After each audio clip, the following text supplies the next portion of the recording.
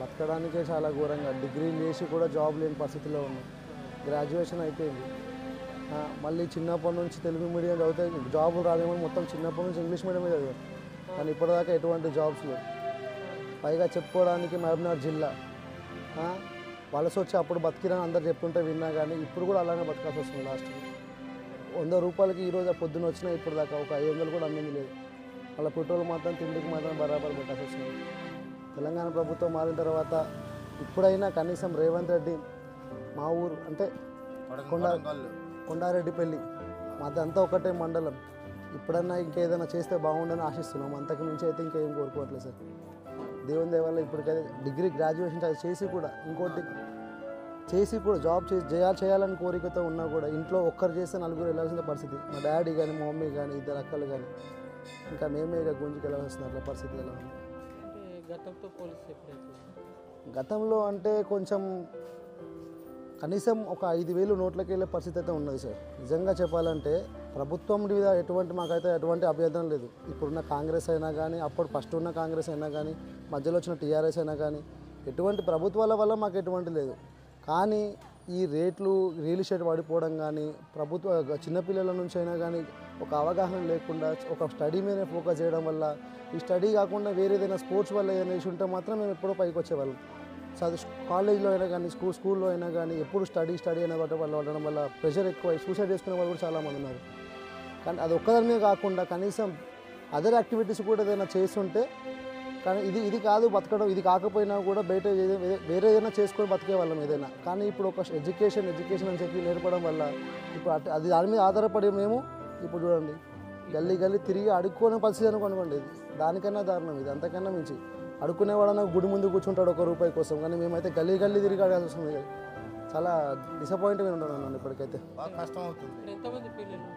రీసెంట్గా మ్యారేజ్ అయ్యిందండి. రీసెంట్గా మ్యారేజ్ అయితేనే ఇప్పుడు అదే ఆలోచిస్తున్నాను. ఇంకా పిల్లల గురించి ఆలోచించాలంటే ఇంకా ఎంత సంపాదించాలి.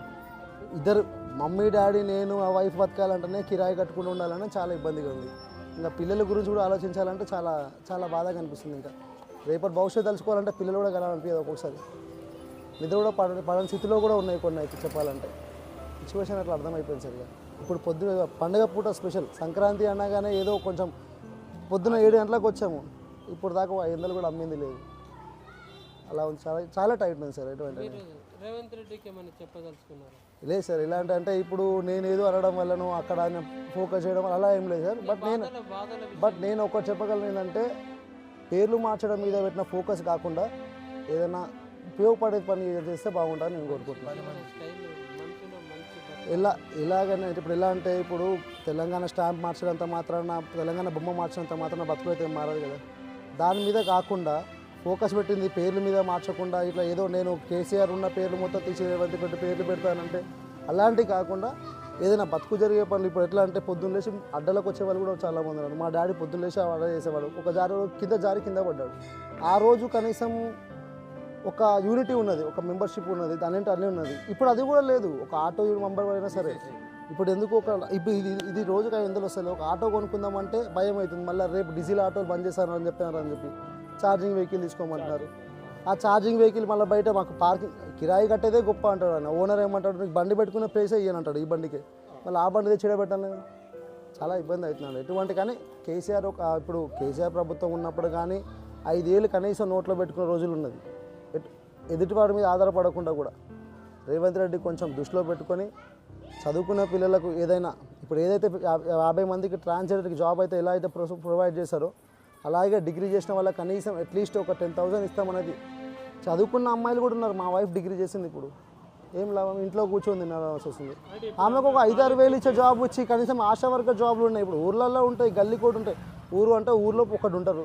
ఇప్పుడు 2 గల్లీలకు ఒకరిని ప్రొవైడ్ చేయమని చెప్పండి. కానీ చాలా ఇబ్బంది అవుతుందండి పట్టణం వచ్చి బతకాలంటే ఎటువంటి